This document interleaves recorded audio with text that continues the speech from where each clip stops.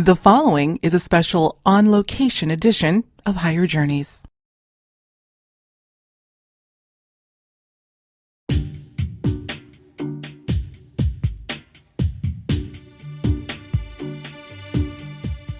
Are we on the verge of living in a world where artificial intelligence will dominate mankind? This is the question I posed to UFO researcher and alternative historian Richard Dolan while on location at the 2017 Contact in the Desert event in Joshua Tree, California. Artificial intelligence, or AI, is a loaded subject these days, but it's not just a topic relegated to global think tanks and scientists in search of the next great technological breakthrough. This is a reality that every single individual on this planet will have to contend with, like it or not. Richard had some great insights to share on this important and controversial subject.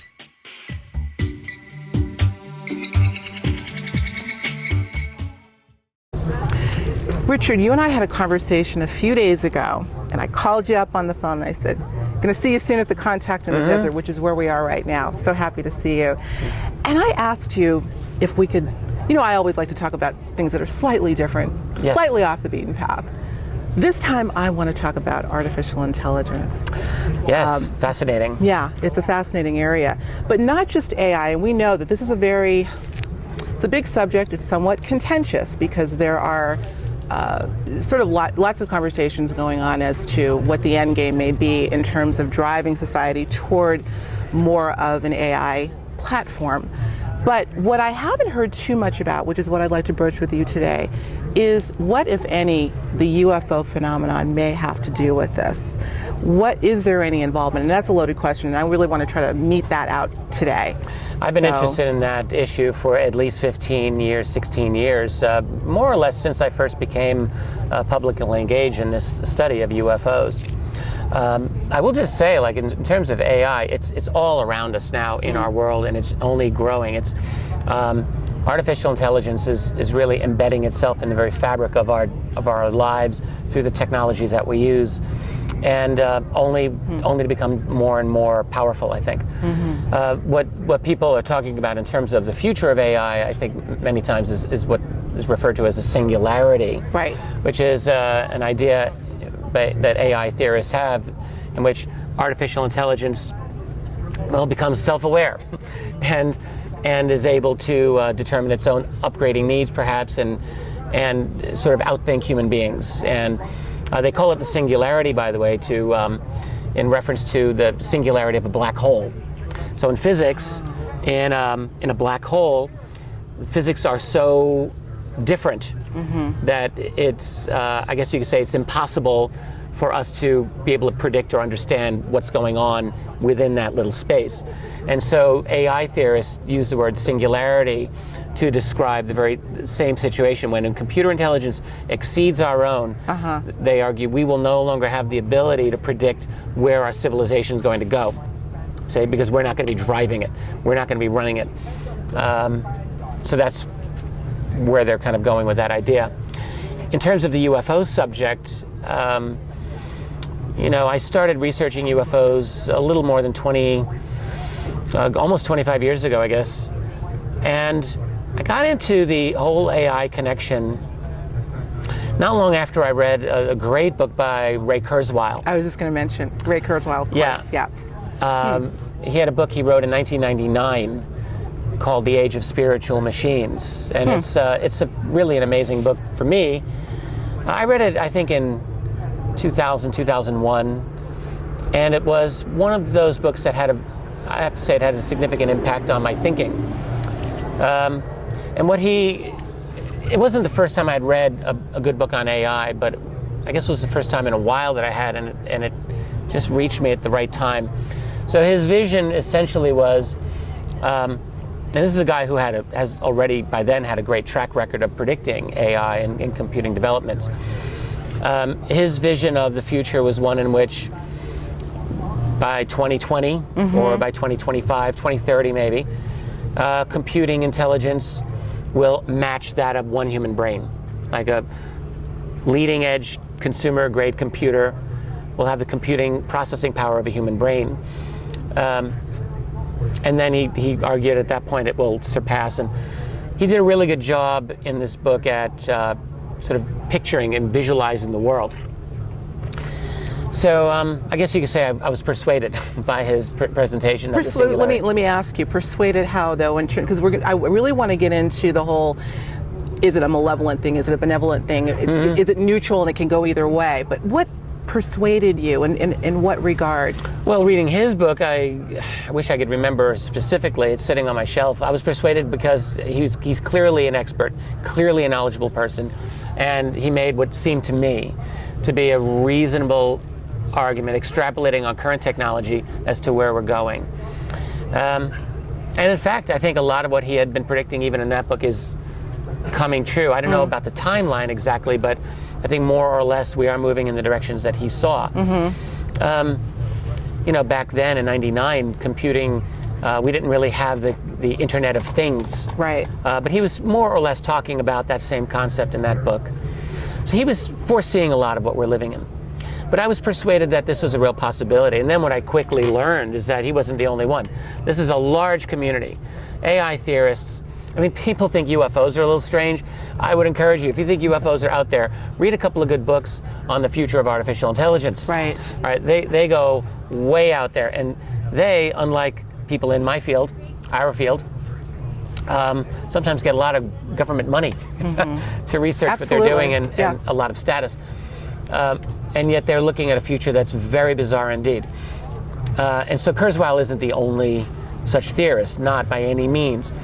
And of course anyone can do a good web search and find a tremendous amount of brilliant, insightful work on the singularity. Right. But I got into thinking about the UFO phenomenon, and when you look at UFO researchers from the 1950s through the 60s and right up and through the rest of the 20th century, whenever people would write about this phenomenon and if these are extraterrestrials, if they're other beings, it seemed to me that the assumption was always that they were some kind of straightforward biological being. And it occurred to me that probably wasn't realistic. That particularly when you look at when you read the accounts that people have of some of these beings, such as the Greys. I want to talk about that, absolutely. Well, I would just say that the Greys don't really strike me as a species that would naturally evolve. The Greys strike me as, if they exist, they strike me as a species that is genetically modified and very possibly enhanced with artificial intelligence. Okay. The way that Kurzweil described nanobots, nanoengineering, kind of working with advanced intelligence in ways, advanced computing intelligence.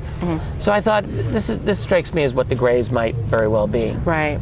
Well, I want to quote an article that I dug up on you. I think this was back in 2002. You wrote an article simply entitled "What Are They?"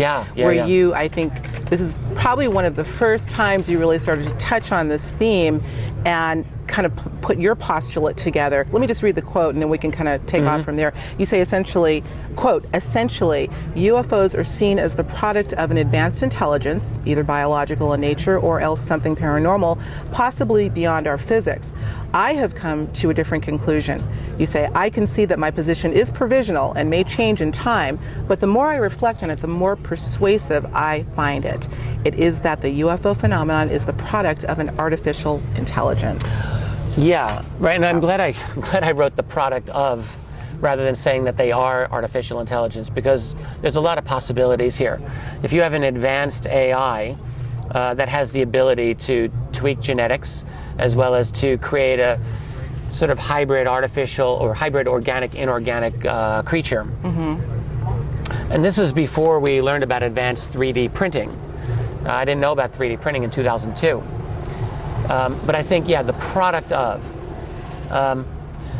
It was reading Kurzweil that really turned me on to this, because it occurred to me that in our own society, we're how many decades away from some kind of true leap in the dominant advanced intelligence of our civilization. Whether it's human computer hybrid, as he hypothesized, absolutely, or just the computers. The computers saying, "Oh, humans, let's get rid of those guys." So whatever it is, there's going to be a new level of intelligence. And I thought they would have a greater ability than we do of creating an artificial life form. Well, this is where we're really going. To try, and of course we're not going to be able to come to any resolution as to what's going on, because I think it's multifaceted, but certainly the idea, the intimation that many have put forward, including yourself, that some of our, what I like to refer to as non-human intelligence, may have at least a part of themselves that are synthetic rather than organic, certainly advanced technologically. But the big question again becomes, and this is really controversial to say the least, what, if any, hand might they have in driving this push for those that are working openly, the humans that are working on it? What role might they be playing in the infrastructure of driving society or driving humankind toward advanced AI? Toward advanced AI. Well, and I don't expect you to answer the question, but this is a thing that obviously I somehow feel that there may in fact be a connection. I mean, we know you yourself, having done extraordinary work in terms of the government cover-up, who some of these government intelligence agencies may be in contact with, et al. Their, what can I say, enthusiasm toward looking at the further development of AI, might they be getting some intelligence about that whole process by some of these non-human intelligence? Well, I'm trying to make sure I understand you properly. Okay. So, one thing that I will offer is that the AI infrastructure that we're developing is a train out of control. No one has control over this, in my opinion.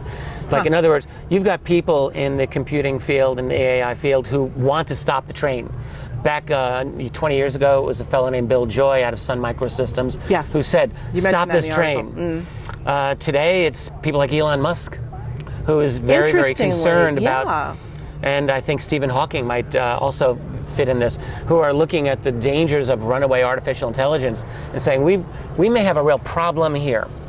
But the thing is, I don't think anyone sees a way to stop this. All right, it's not simply a bunch of scientists agreeing for the greater good of mankind, we need not to do this. That's never going to happen, because there's military applications, there's economic, financial applications, there's profit involved in all of this, and it will never stop. So this is happening. Now, within the, if I'm understanding what you're asking here, within the intelligence community, or the classified research, maybe that might be a better way to put it. Okay.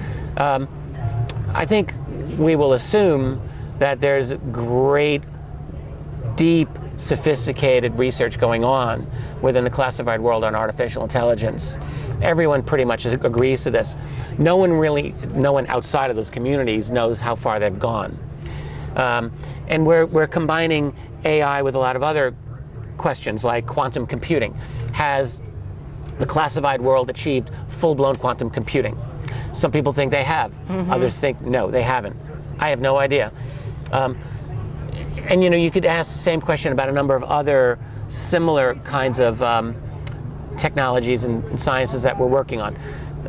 Whether it's this thing that I recently learned about called molecular computing. I met this young, brilliant guy on a plane who worked on this, and it strikes me as actually at least as important as quantum molecular computing. Correct. Molecular computing. I need to learn a lot more about this, but it seems profoundly transformative from my limited take on it. So there's all of these different sciences being worked on in the open world and the classified world. AI is one aspect of that. And the one question we could ask is, how far have these guys gone? Right. How far has it gone into them creating a completely different, if they have a different scientific type of infrastructure than what we have? Many, many times I've talked about a conversation I had with a scientist in the classified world. He was a scientist, civilian scientist with NSA in 1965. Wow. So this was, the NSA wasn't outed as an institution until officially a book in 1964. It's called The Invisible Government. And in this book, they had a chapter on the National Security Agency. So it had just been outed. This scientist worked for them at around that time, and he said to me they had a computer that ran at a clock speed of 650 megahertz. I've said this many times. Now, 650 megahertz today is nothing. Nothing, right. But the computer market didn't reach that clock speed until the year 2000. So if you have a computer in 1965 running at that speed, that's 35 years ahead of the rest of the world. Not too shabby for an organization that wasn't even supposed to exist. Right. So we, and you know, that's only one. There's a lot of other examples, I think, that other researchers can point out of the classified world being quite advanced. And others, maybe less so. I think, you know, a number of years ago, I coined a phrase, breakaway civilization, and it's gotten some legs, and other people like to talk about this. And I still will feel, after all these years, it's a totally valid hypothesis. But I will say this about it. Just because the classified world probably has significant breakthroughs in certain areas of our science and technology that would probably lead to other discoveries and so on that we're not permitted to see, does not mean that they necessarily have achieved magical breakthroughs in all sciences. Sure. So there may be limitations that they have, and in fact, I'm assuming that there are. I'm just saying that because I thought I'd have the opportunity to say it here on camera. No, it all kind of fits together. I want to quote somebody else. This article, by the way, I would encourage everyone to go look it up. I had to do a little bit of digging. You told me to find it. 2002. It's a long time ago. But it's still there in the It's on my website. blogosphere. Well, it's actually on the Unknown Country website, so I think it's kind of Whitley matriculated throughout.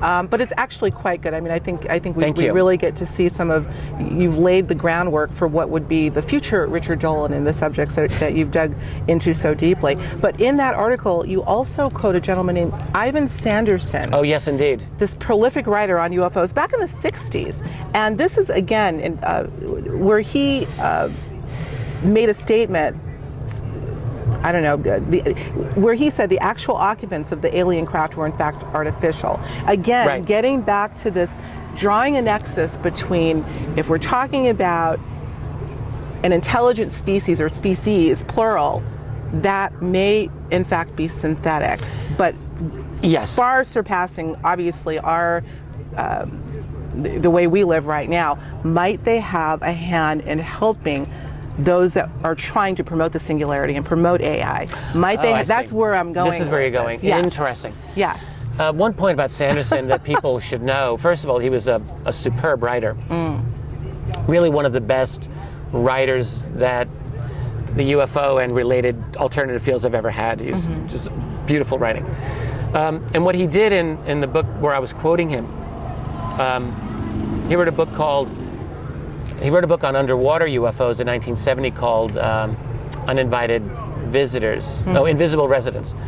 But in this earlier book from 1967 called Uninvited Guests, I think, or Uninvited Visitors. And in that book, he doesn't really say what he thinks UFOs are. He says, what might they be? What might they be, right. And he lays out a really intelligent series of possibilities. Could they be organic or inorganic?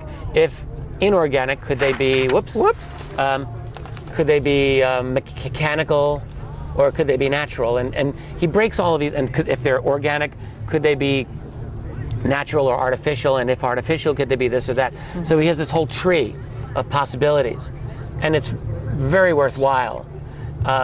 If anyone can find it, I think it may be available and out there. It may be out of print, but it's a great book. Right. In terms of what you're asking, could these other beings be guiding our AI technologies? This is like a variation of the larger question: are other beings guiding us in general? In general, right. And I don't know any better than anyone else. Right. Well, again, I don't think the goal, Richard, is to come to a definitive conclusion, but to explore again the possibilities. Well, let's think of it this way. Look, if they have been here, let's say they've been here a long time. Many of us think that they have been here a long time. I think that I believe that that's the case. So I tend to believe that we're not alone. I tend to believe that there's another intelligence or multiple intelligences that find us interesting. And why wouldn't they?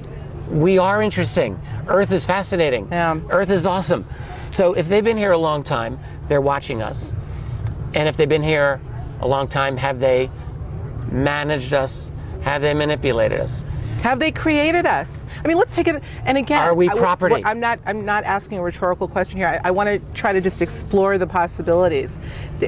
Interesting that you should say they find us interesting. You know, this has been a big subject of debate in terms of if abductions are actually taking place, what would be the motivation to do this? Are they simply interested in us, or are they interested perhaps in their own experiment? Are they interested in mixing human and non-human DNA? I want to touch on the hybridization program, if there is such a thing. Okay. A lot of evidence leading to the fact that there may be. So again, the questions are many. Let me go back. I'm glad you brought up Ray Kurzweil. I want to make sure I pronounce his name, because I think a lot of people say Kurzweil. It's Kurzweil, I believe. Obviously there's a cornucopia of information about him and his postulate of this AI and frankly transhumanism. We want to talk about that too. He's a real optimist about transhumanism. In a way that I've never been able to get. Right. I don't get the optimism. There may be a little bit of a, well, I'm going to hold off on that. Let me give you this quote, because I want to really talk about, this is where it gets kind of deep for me. If we're moving in this direction, and it seems inevitable that we are moving more toward an advanced technological civilization, to whatever degree it's going to be a part of us, is it for the good of humanity or for something else? Let me give you a quote that he said, I think recently. He says, quote, "Things are going to move." This is in reference to AI. Kurzweil, yeah. "Things are going to move at a pace beyond what we can now comprehend.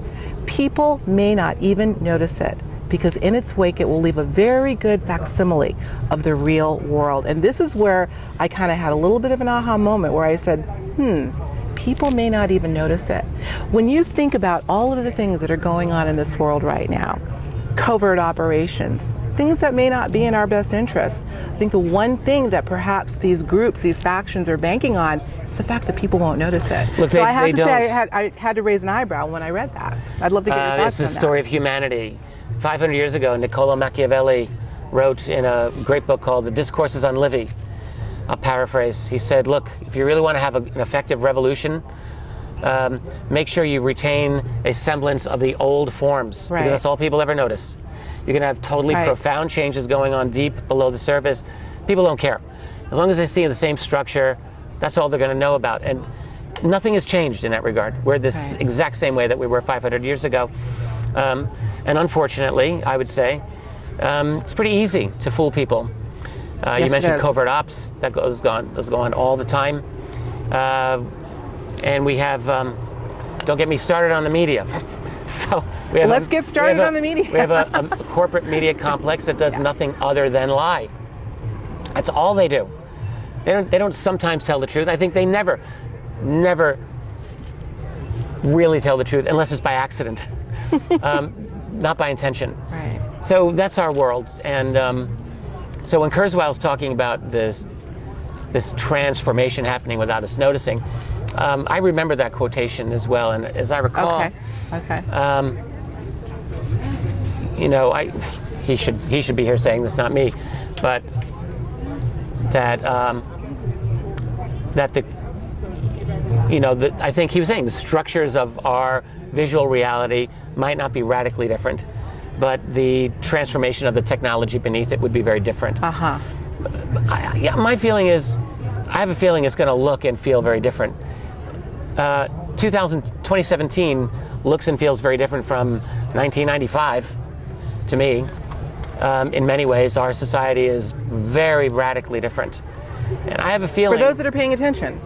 Well, we didn't really have a web to speak of in the early 90s, and we didn't have social media. There's no YouTube. In other words, all the ways that we're communicating, like you and I couldn't really be doing this interview realistically 20 plus years ago and putting it out on the web.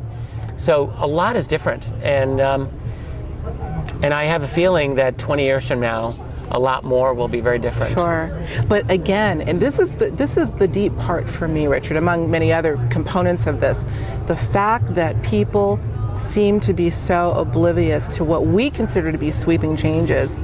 Let's just take the everyday user of devices, of Facebook and other social media outlets, that those that are our age and older, who are acting as if it has been an integral part of their lives since they were born. Yeah, but right, it's like and a not little really over a decade. noticing exactly, but they're not even noticing the demarcation, and that's where we go back to Kurzweil's statement.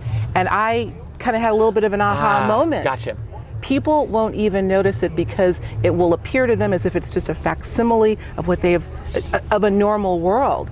That says to me, and maybe I'm over putting too much emphasis on it, but that was a little concerning to me, frankly, because I think that's been the MO of so many of those that have constructed reality for the masses for so long. To be able to do it, either desensitize folks or make it such that the reality matrix is something that's ever changing, but with one caveat: nobody will notice it. Yeah, I guess. My biggest concern about things like Facebook, things like social media, and kind of all the general direction we're going, is that it seems to me it's quite possible that it makes it easier, not harder, to control people. Absolutely. It's like, well, when we first started this whole business of the web, it was a situation where people thought, this is amazing, we're now able to get all of this information, and we're able to communicate in ways that we could not communicate before. And so you could argue that the power was on the side of the people. And what I think has happened is that in the 20 plus years now that we've had the web, there's been a concerted effort by those people at the top of our little pyramid, and they do exist, looking at this thinking, that's not a good situation, so we need to get control over this web. We need to be able to spy on people, track them 24/7, and then we also need to be able to control what they're seeing and guide them, corral them. And they are succeeding in that. And we're seeing this now with this whole farcical, ridiculous, absurd creation of this fake news meme that is being promoted by the mainstream media.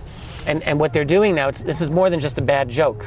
This has become actually dangerous because they're now demonetizing YouTube sites, for example, that are, in the opinion of these arbitrary, random people being employed by Google, purveyors of unreliable news. Who are these people making this decision? But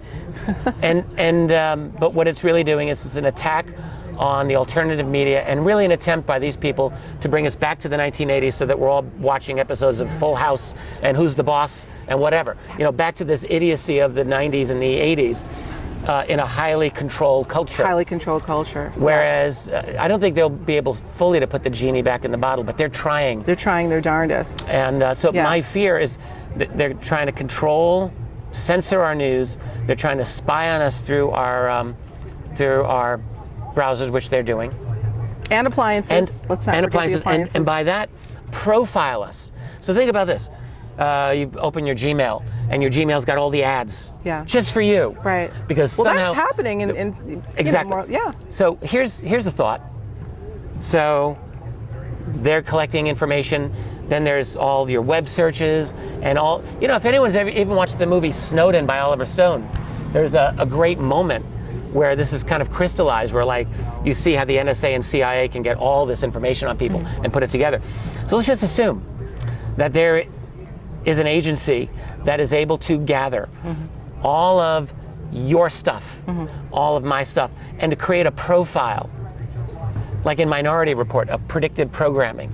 So they would, in a sense, they'd have the ability to know us better than we know ourselves in certain key ways. And yet we don't have access to that information, but they do. I'm going to guess that there's someone in the classified world that does have access to this information, and if they wanted to, they could create a nice little dossier on us that's yay thick and know us quite well, know our psychological profile very well. And to me, that's a dangerous development.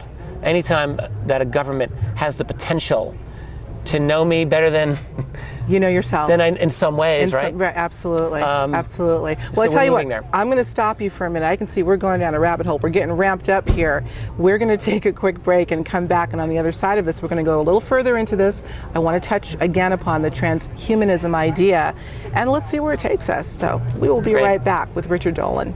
Join the HeartMath Institute and the Global Coherence Initiative for activating the global heart. Facilitating the Planetary Awakening, November 1st through the 5th, 2017, at the beautiful Riviera Maya on the Yucatan Peninsula in Mexico.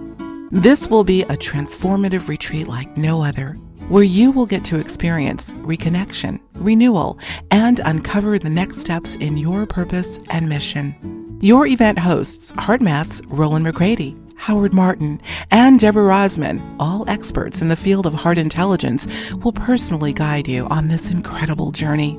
At this, our 6th annual Mexican retreat, you will learn heart awakening techniques for raising the baseline of your spiritual awareness, demystify intuition, increase and maintain emotional composure during times of chaos and tension, in addition to many more life-changing heart-based techniques that will advance your empowerment and bring much greater clarity, purpose, and fulfillment to your life. To learn more about this unique event and to register, be sure to visit heartmath.org and click on the Activating the Global Heart link. But hurry, space is limited. We look forward to seeing you in Mexico, November 1st through the 5th, for Activating the Global Heart, Facilitating the Planetary Awakening. We're getting really wound up, Richard, so I think we need to keep that momentum going. Offline, we were keeping the conversation going, really getting into it. And I mean, obviously this could easily be a 2-3 hour discussion. And you know, as we know, Richard is a frequent guest to our show, and I'm sure we'll be picking up on these topics. I love being here. Yeah, I love having you here. I always enjoy our Welcome conversations. to my abode. And by the way, we are at Joshua Tree for I think it's the 5th annual Contact in the Desert. Yeah, something like that. Yeah, my first time, and I'm really excited to be here talking to my buddy. Let's continue on the transhumanism idea. It's a big story. It's not a mainstream story, as most of these juicy things are not. It will be. It's inevitable that it will be. Where do you think it's going? I mean, and how is this going to blend with the whole AI? I mean, where does AI fit into the spectrum? I think AI will be part of our transhumanist future. I have a feeling that that's definitely where we are moving. All you have to do is look at the speed of human civilization itself. One thing about humanity is we have gotten into some kind of groove here. And it really took off with the age of science. Pardon me. So roughly, let's say the 16th, 17th century, where European civilization developed a scientific method. Mm-hmm. And this is the fire of Prometheus. This is the key that is now creating the world that we're in. So once a select number of human beings discovered that there is this method, we call it the scientific method, it has unlocked everything. And now we're moving at a rate that is so beyond anything that we've had in our previous centuries. Mm-hmm. We're in a state of constant revolution now, and we have been actually for the past 350 or 400 years. We're now at the stage where that revolution's included biological genetic manipulation. There's no turning back. Even the people who want to turn back can't, because there's too many other people who are going to keep pushing it forward. Mm-hmm. It's done. It's going to happen. This is a train. There's the track, and we're not veering off that track. Right. So the only thing that we don't know is where that track is exactly going to lead, but we're pretty sure it's going to lead to total mastery of the genome, total ability through CRISPR technology and others to manipulate genes in ways that are so easy and sophisticated that even 10 years ago they were not thinkable, and let alone where we're going to be in 20 years from now. You combine some of the leading technologies we have, CRISPR gene editing technology, artificial intelligence, 3D organic printing. Yeah. I don't know, toss in quantum computing or molecular computing, if I even understand what that is. And we're at a point where we are this close to a complete, true ability to not simply manipulate who we are, but to create a different species that's genetic and artificial all at the same time. It's going to happen. Yeah. So that's without anyone noticing it. I'm going to keep coming back to that. I mean, if I can just pause for a minute, or without anyone interject. noticing if they have no historical memory, but a lot of people may not. So yeah. Well, let's look at the trend of what's going on right now. I mean, we're talking obviously about some very advanced technologies that are taking place in the highest, the most well-funded laboratories. But I'm looking at the lay public and the habits of the lay public. Again, I think we were talking offline about the use of social networks and such, and things that clearly weren't even a remote possibility in our minds a decade or so ago. And individuals that are acting as if they have always been there, adults, 50, 60 years old, that are acting, that are obsessed with it, essentially. And I look at all of this backdrop. They have transformed themselves in ways exactly, not necessarily in a better way, is I think what you're suggesting. Yeah. So there's that component of this big picture. Let's assume that the big picture is to literally transform Homo sapiens sapien into something that is at least partially inorganic and maybe eventually completely.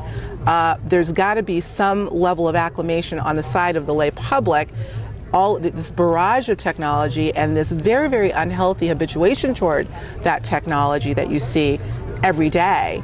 Fortunately, I haven't seen too much of the heads in the cell phones walking around here, and I think for good reason. It's a different venue, obviously, but this is not the case on your average street. So what gives here, and again, all of these things I think are interrelated. Well, may I continue? There's a thought that I would like to please do offer here. Yeah. First of all, I think that this virtual world that people are living in is only going to get greater and greater for another reason. So. Throughout all of human history, you can look at our history as a big pyramid. And at the very top of that pyramid have always been the very smallest number of people who essentially own everything worth owning in that given society. America is no different in that regard than any sophisticated, advanced civilization of the human past. Mm-hmm. Anywhere on this planet, there's always been a few people who have really controlled the vast majority of resources. And then, so that's the owner class, as I see it. And then there's always been a class just below them, another very small sliver of the pyramid. I call them the managers. So you have owners who own it, and you have managers who work for them. And then below that, let's say the 98% of the rest, I call them the worker bees. Yeah. The people who on whose labor the wealth is always created. Now, in our society, we have a new class. So take the worker bees and slice it in half. And the bottom half of that pyramid are a class that, and I don't say this in a pejorative way, but these are the people, we can call them the expendables. In other words, we're at the only time in human history where we actually have an entire large and growing class of human beings who really don't have skills that are going to fit them into the job market. They don't have the ability to participate in any meaningful way in the kind of power structure that's controlling them. Mm-hmm. And in a sense, in the larger economy, they could drop dead and the people at the very top wouldn't even care, except that their existence keeps the worker bees scared and anxious and fighting each other. That's the whole point of our society right now, is you get the people on the very bottom scaring the people just above them, when the people at the very top are like, yes, this is wonderful. Yeah. Keep fighting each other. Well, it's a typical crabs in a barrel mentality that's been divide and conquer. Yeah, right. So we have the expendables. So now, taking that idea and looking at our technology and our future, all right, what we're really seeing is that we have an entire class of humanity that is no longer needed. That's correct. Expendable people. So what's going to happen in a society where, like I said, the game of musical chairs, where you just keep taking the chairs out of the room, but there's still the same number of people. Mm-hmm. So there's nowhere to sit. There's no jobs for these people. Great analogy, yeah. And so what are they going to do?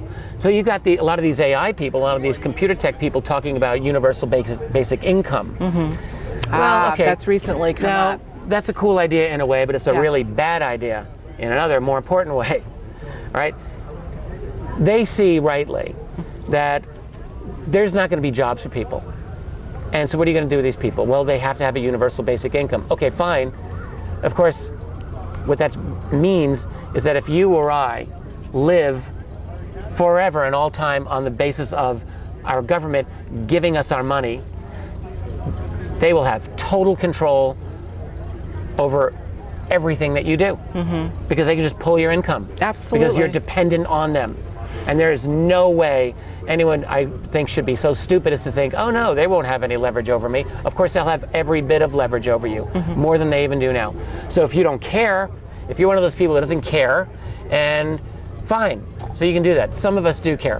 I think there are, if I can just say, I think there are, we're weaving a very, very intricate thread here, Richard, but I think that, I think it's a very important one. You said another buzzword, the desensitization of the individual, or the collective, really, not caring, not noticing. These all kind of go together. So this universal basic income theme, I'm trying to recall where I recently, I don't know if it was you that was discussing it on another show or somewhere else, but it's a buzzword that I have heard recently. It's out there, yeah. It's out there, and I think it's yet another indication that they're trying to keep people dumbed down and without choices, subservient and ready to be taken over by perhaps AI. And whether wittingly or not wittingly, all right? This is why our education system is so terrible. This is why our media is so ridiculously, insultingly dumb.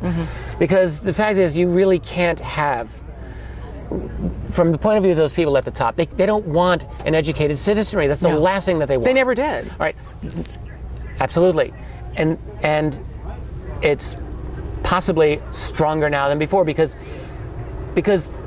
when you've got people where there's no opportunity, there's no hope, do you want a society of PhDs who are basically overeducated for the limited roles that this society now has for them? No. Of course they're not going to want that. No. Woodrow Wilson, before he became president of the United States, said exactly the same thing when he was at Princeton. Again, I wish I could remember this exactly, but paraphrasing, talking about really what we needed as a society where there were a few people who were well educated to kind of manage things, and a lot of people who just had enough education so they could do the jobs that they needed to do. And this is how Bertrand Russell 100 years ago was saying, this is what education is, people. It's there to create conformity factories so that you can be a good, obedient worker. George Carlin was saying it before he died. Yeah. It's the same old theme.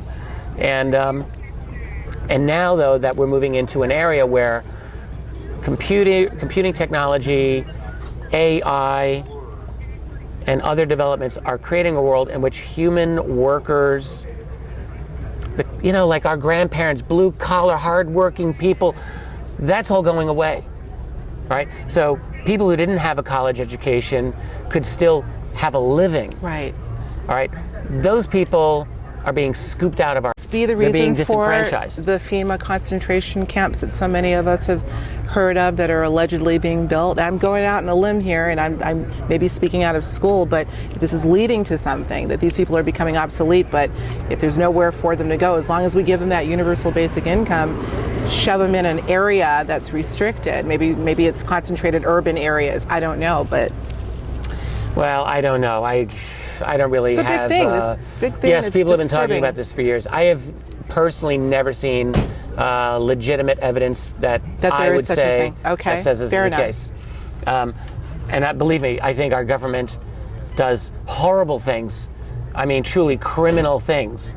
And I don't think it's impossible that such an eventuality could happen. Yeah. So don't get me wrong here. Yeah, no, I appreciate But, you stating that for the record, because we don't know, we can only speculate. But again, But it is true. I think, if I'm not mistaken, it might have been Henry Kissinger who referred to massive humanity as useless eaters. useless eaters, allegedly. Allegedly, and if he didn't say it, he thought it. He thinks it. So the point is, you've got a lot of, in the point of view of those people, again, running our show, Right. I have no doubt that they think of the mass of humanity as expendable, useless eaters, and perfect guinea pigs. what? Yeah, they don't. Right? Yeah. They don't. I mean, I don't know how much, people watching us on YouTube are a very wide range of people, I'm sure, watching us. And I'm sure some are thinking, yep, exactly, they're exactly correct. And other people watching this type of thing for the first time thinking, that's crazy talk. And I guess what I would say is, if you go back through, do some basic reading on the rich and the super rich, and that's in fact the title of a very excellent book from the 1960s, by a man named Ferdinand Lundberg. Highly recommend it. familiar with the name. Lundberg talked about this, and he did a great deal of study of the upper crust. And he was like in the novel The Great Gatsby. The rich aren't like you and me, old boy. And this is what Lundberg is really saying in his book. They don't think like normal people. They don't look at us the way that we look at us. Right. That's absolutely Just true. the way you were saying, as an experiment, as whatever, Yeah. as something to be manipulated. Absolutely. And sadly, I think there's a lot of people at the very top who they think, for whatever their reasons are, self-justification, that they only have the right to run this world.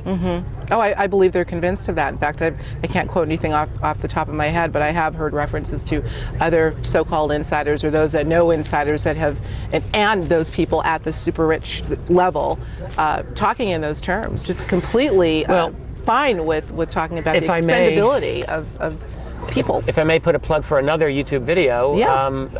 I'm a fan of the YouTube channel called Vigilant Citizen. It's a very, very good site. And there was recently an interview that was done on that with a banker from the Netherlands.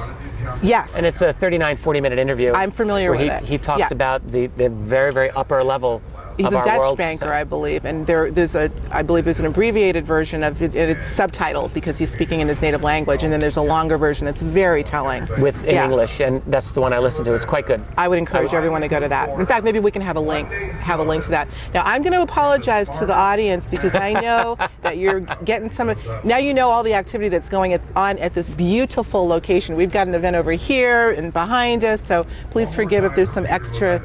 And I think we're hearing Jimmy Church, if I'm not mistaken. Oh, yes. Okay, so we only have a few minutes left, so we're gonna. Might be best. Yeah. We may have to work really hard. Exactly. But this is a fantastic conversation. It's something that we're actually going to continue having, I'm sure, well into the evening hours this evening. But there's one more thing I want to touch on before we close out. Coming full circle and talking about this whole idea of AI being the predominant way that those of us that are going to be left will live our lives, either quasi-synthetic or fully synthetic or having it running us, whatever it is. The hybridization program is something that also has to be mentioned. I'd be remiss if I didn't bring that out. What gives there? And this also brings back to the conversation the possibility that non-human intelligence, is what I prefer to call them, may have a hand in taking Homo sapiens sapien in this direction. The abductions and the hybridization that is allegedly going on. Well, right. So we talk about this because the kind of evidence that is being presented derives from a number of researchers who conduct hypnotherapy on people who've had apparent abduction experiences and have gotten what they feel is a consistent amount of body of testimony from these individuals about hybrid babies, hybrid human alien babies, and so on. And it's very controversial because, of course, there are many people who say, well, this is all confabulation, and the hypnotherapist is leading the percipient. I personally don't believe that is so. I will acknowledge that it's tricky because we're dealing with human memory, and the truth is, I think most people who go to a hypnotherapist to talk about their potential alien abduction are maybe open to the possibility that this has happened. So, okay, I can see the argument there. On the other hand, I'm familiar with the history of this idea, and I don't believe that this derives from hypnotherapists trying to lead the witness. Right. I just don't believe it. And so I think that there's something going on. And so if we postulate that there's a hybridization program happening, all that I can do, like you, Alexis, is just speculate. I don't. I try to know what I know and know what I don't know. Right. So I think that there's this. I know that there's a UFO phenomenon, and I know it because we have enough declassified U.S. government documents and also documents from around the world that show there's a phenomenon that exists that's not supposed to exist, and it's gotten very serious attention. That should be enough to blow our reality wide open. Absolutely. And have curious people asking, let's get to the bottom of this. On top of that, there's a lot of reasonably good and a large mass of this testimony dealing with people's encounters with what also seems to be the impossible, except They keep coming. These encounters keep happening. So many of them. You and I have each spoken to countless individuals who've had them. So, we're in a position where we either have to say, well, you're all crazy, you're all confabulating, or you're lying, or we have to come to the harder conclusion and say, looks like there's something going on. Looks like there's something What's going on. happening here? Right. All right, so I think that this is a reality.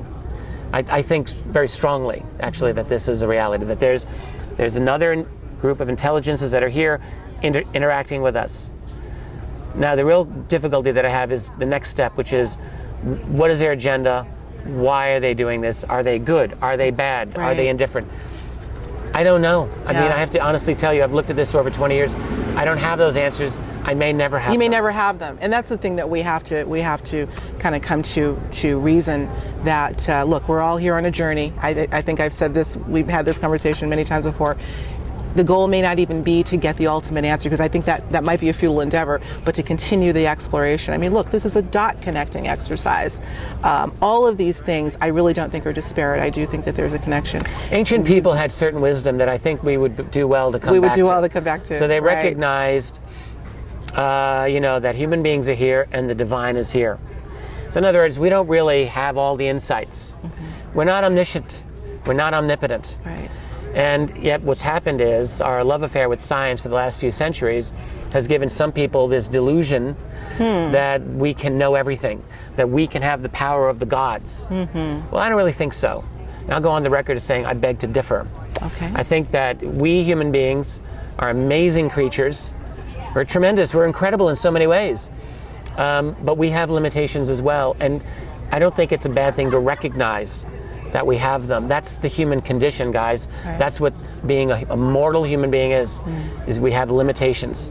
And there will always be the fact that our grasp does not exceed our reach. We can reach, but we can't quite grab it. And I am perfectly fine with that. I like having some mystery in this world, and it's fine not knowing everything. Yeah. I will try to learn as much as I can. And at the end of the day, you learned a lot, and you've taught a lot. Sometimes you're the teacher, sometimes you're the student, and you're so humble in that regard. And speaking of mystery, I think it was Richard Feynman who said, there does no harm to the mystery to know a little bit about it. So we're about exploring, and it's one of my favorite quotes. So I appreciate the humility and the knowledge and the wisdom. We're going to close out right now because things are ramping up here at Contact. I'm going to let you go and say thank you. It was my pleasure, Alexis. Enjoyed it very much. Thank you so much, Richard. And thank you, everyone, as always, for tuning into Higher Journeys. Take care. There is no doubt that we are barreling down the path of a world steeped in and dominated by technology. But who or what is behind this infrastructure of artificial intelligence? And what might the average citizen have to gain or lose by signing on to the singularity? Moreover, is this truly the path toward real human evolution, or, as Kurzweil put it, a very good facsimile of the real world? These are some weighty questions to ponder, but ponder we should. Regardless of our stance on the AI revolution, as Richard Dolan points out, this is a runaway train, bound for a destination that shows no signs of a return trip.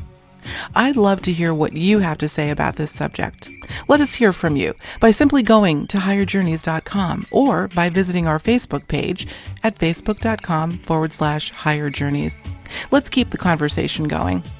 As always, I thank you for tuning in to Higher Journeys. Until next time, I'm your host, Alexis Brooks.